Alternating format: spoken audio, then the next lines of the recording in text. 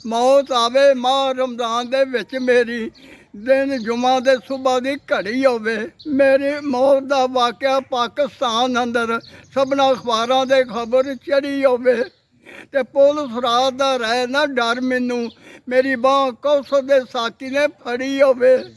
मुंशी शरीक दी बख्श दे वास्ते नबी सोने अल्लाह पाक नाल बदी अड़ी होवे। बिस्मिल्लाहिर्रहमानिर्रहीम। अस्सलामुअलैकुम। आज आपको लेके आया हूँ बाबा जी मुंशी मोहम्मद सदीक साहब के पास, जिन्होंने खुद लिखी हुई शायरी नात की सूरत में आपको आज सुनाएंगे। चलें आज सुनते हैं बाबा जी से नात शरीफ। रोज़ा मदीने वाले अमन मुख्तार दा, रोज़ा मदीने वाले अमन मुख्तार दा, नूर दे तजल्ले नाल लाटा प्या मारदा, हर वेले रहिंदा उत्थे नूर दा तजल्ला है, हर वेले रहिंदा उत्थे नूर दा तजल्ला है। पढ़दे दरूद फरिश्ते खुद पढ़दा भी अल्लाह है। अल्लाह पाक आशिक है जे, अल्लाह पाक आशिक है जे, कमली वाली सरकार दा, रोज़ा मदीने वाले आमद मुख्तार दा, हर वेले रहिंदी उत्थे नूर दी तजल्ली है, हर वेले रहिंदी उत्थे नूर दी तजल्ली है।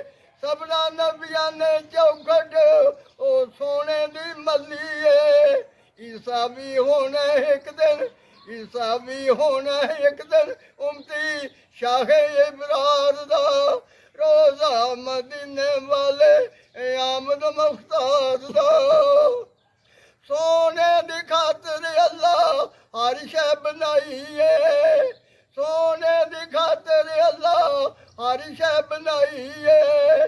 लो महफूज नाले अर्श भी अलाही है, जन्नत भी है जे सदका, जन्नत भी है जे सदका, ओ कमली वाली सरकार दा, रोज़ा मदीने वाले आमद मुख्तार दा। सबना मुल्कां विचों हाजी उत्थे जांदे ने, सबना मुल्कां विचों हाजी उत्थे जांदे ने, दीदारे रोज़े दा रज रज पांदे ने, हर एक हाजी उत्थे, हर एक हाजी उत्थे दिन नौ नौ गुज़ारदा, रोज़ा मदीने वाले आमद मुख्तार दा।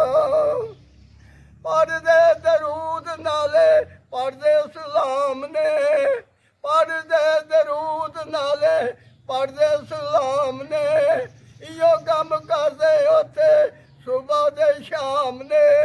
वक़्त नहीं मिलदा किसे नू, वक़्त नहीं मिलदा किसे नू उत्थे वाफर गुफ्तार दा, रोज़ा मदीने वाले आमद मुख्तार दा। मुंशी सदीक दी मंजूर रब करे एक दुआ है, मुंशी सदीक दी मंजूर रब करे दुआ है। विच मदीने दे होवे मेरी राम गाए, दम मेरे होण पूरे, दम मेरे होण पूरे, रोज़ा वेखा शाहे इबरार दा, रोज़ा मदीने वाले आमद मुख्तार दा। जी व्यूअर्स, आपने सुनी नात शरीफ, उम्मीद है कि आपको पसंद आएगी। बाबा जी को सपोर्ट करने के लिए हमारे चैनल बुराक नेशनल व्लॉग को सब्सक्राइब कीजिए। वीडियो अच्छी लगे तो शेयर कर देना, लाइक कर देना। खुश रहें, खुश रखें, यही ज़िंदगी है। खुश रहना, खुश रखना, इसी में मज़ा है। खुश रहें। अल्लाह हाफ़िज़।